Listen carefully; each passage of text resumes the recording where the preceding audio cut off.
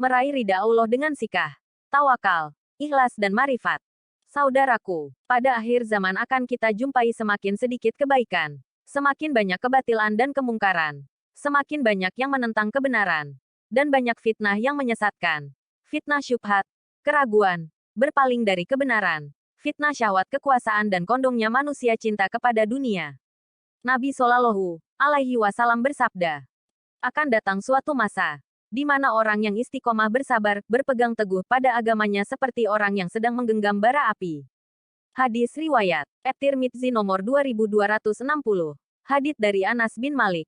Lihat Sahihul Jami, Sakhirno. 8002. Saudaraku, Al-Hafiz Abu Naim dalam Hilyatul Aulia garis bawah dari Hatim Al-Asyam menyatakan, barang siapa yang istiqomah berada dalam 4 hal, maka ia akan mendapat ridha Allah, yakni sikah kepada Allah, tawakal, ikhlas, dan mafirat, dan segala sesuatunya akan sempurna dengan marifat kepada Allah.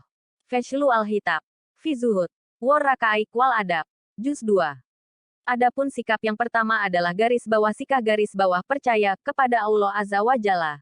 Artinya membenarkan apa-apa yang diperintah, dikabarkan, dan dijanjikan Allah Azza wa Jalla kepada kita. Karena sesungguhnya Allah Azza wa Jalla adalah sebaik-baik perkataan, sebaik-baik penepat janji, dan dia tidak pernah sedikit pun menyalahi akan janjinya.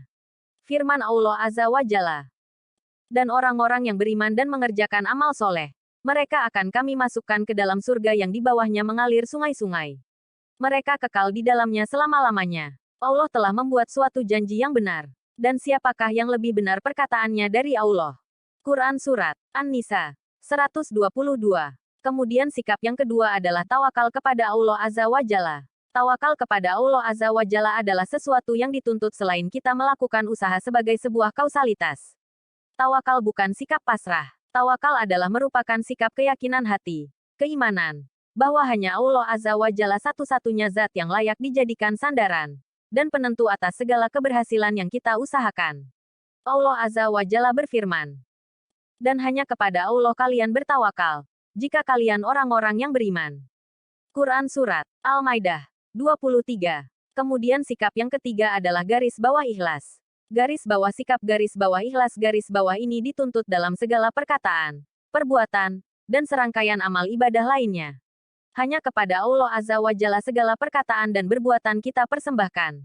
Allah Azza wa Jalla berfirman, maka beribadahlah kalian kepada Allah dengan penuh keikhlasan.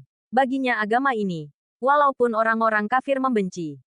Quran Surat Ghafir 14. Dan yang terakhir, yang keempat adalah garis bawah marifat garis bawah kepada Allah Azza wa Jalla. Garis bawah marifat garis bawah kepada Allah Azza wa Jalla, yakni segala pengetahuan dan wawasan kita yang meniadakan kebodohan. Siapa saja yang memiliki pengetahuan yang mendalam akan berbeda dengan orang yang bodoh.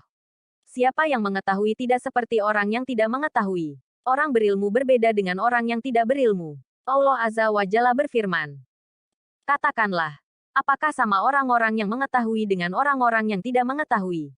Sesungguhnya hanyalah orang yang pengetahuan yang akan mengambil pelajaran. Quran Surat Az-Zumar 9.